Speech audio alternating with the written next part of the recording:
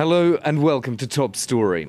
The French president faces arguably his toughest domestic test this week. Nicolas Sarkozy came to power in May, pledging to overhaul the country's costly welfare system and make France one of Europe's most dynamic and competitive economies.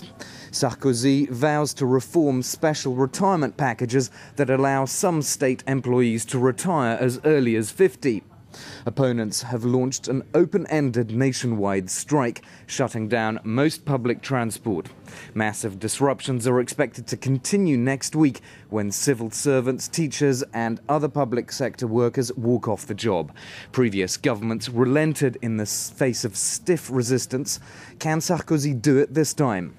To discuss that, I'm joined now from London by Robin Shepherd, a senior fellow at the Europe programme at the Royal Institute of International Affairs in the British capital.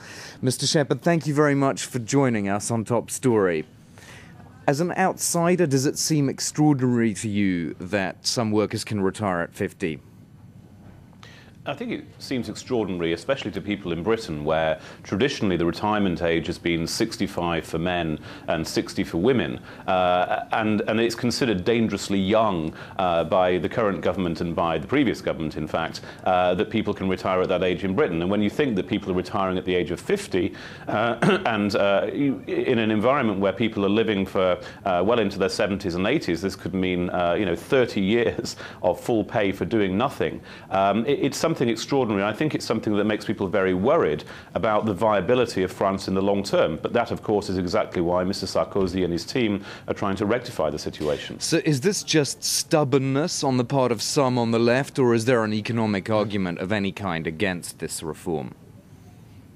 I don't think there's a sensible economic argument against this kind of reform, simply because we're aware of the demographic projections, and those projections suggest that people are going to live much longer than they are now, and therefore this is going to put a huge strain on the finances of whichever institution, whether it be state or private, that has to fund these kind of things. When you ask about stubbornness, I'm not entirely sure that stubbornness is the right word, simply because if people have been brought up to believe that this is the kind of package they can expect when they retire, it's completely understandable from their point of view that they would protest against any potential changes. The key thing is that the President of France has to look at the big picture and has to look at France in the long term. And this kind of arrangement is clearly unsustainable when you look 10 or 20 years down the road.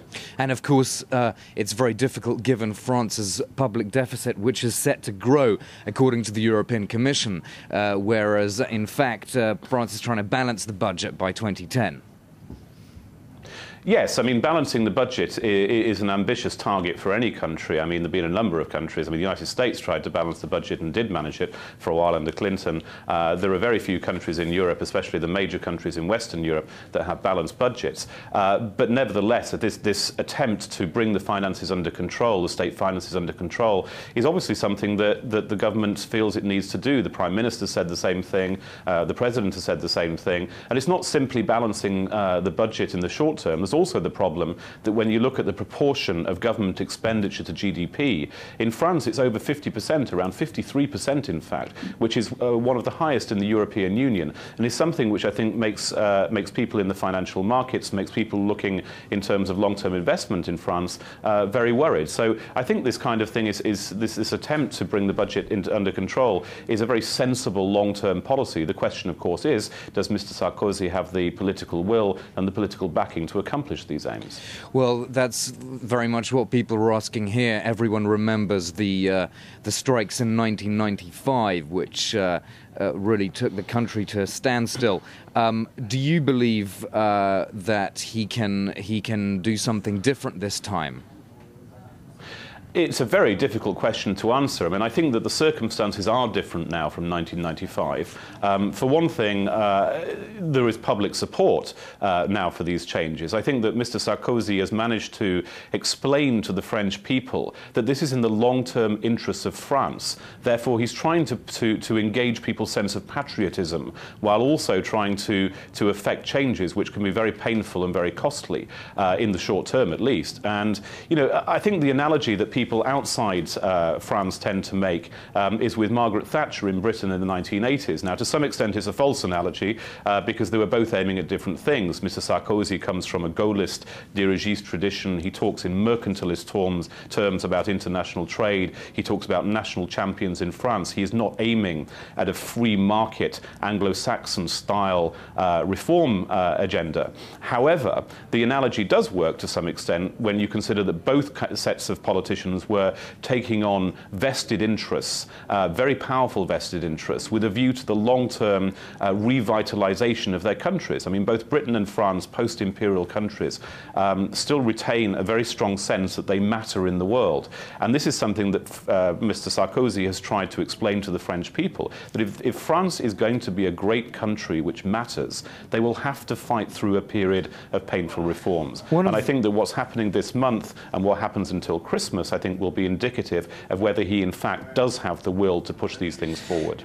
Of course, there's also a parallel to be drawn with what happened to the left.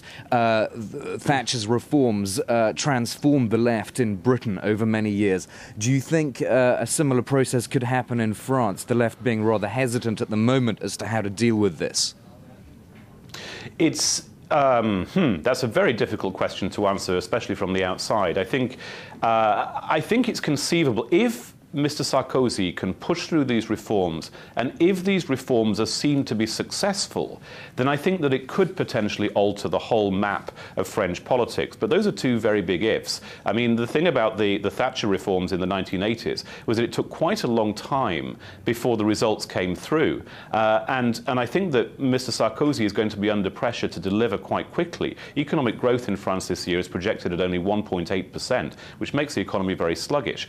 If 2 or 3 years down the road, France can be posting much stronger growth rates, and these reforms are seen to have an effect, then it does have the sort of a transformative potential across the political spectrum. But this is a very difficult question to answer right now. I think Mr. Sarkozy's problems are very much just how to get the job done in the short term. If he can transform the political left in the long term, that would be another bonus from his point of view. But I think we should not put the cart before the horse at this stage. Okay, thank you very much for that informative discussion. Robin Shepherd from Chatham House in London. Do join me at the same time tomorrow for another edition of Top Story.